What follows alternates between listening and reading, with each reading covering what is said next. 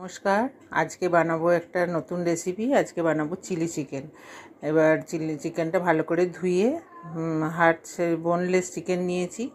ওর মধ্যে দিয়ে দেবো আদা রসুনের পেস্ট, স্বাদ মতো নুন, একটা ডিম, আর একটু লঙ্কা গুঁড়ো, হলুদ গুঁড়ো, গরম মশলার গুঁড়ো আর কর্নফ্লাওয়ার দিয়ে ভালো করে ম্যারিনেট করে রাখবো আধ ঘন্টা মতো।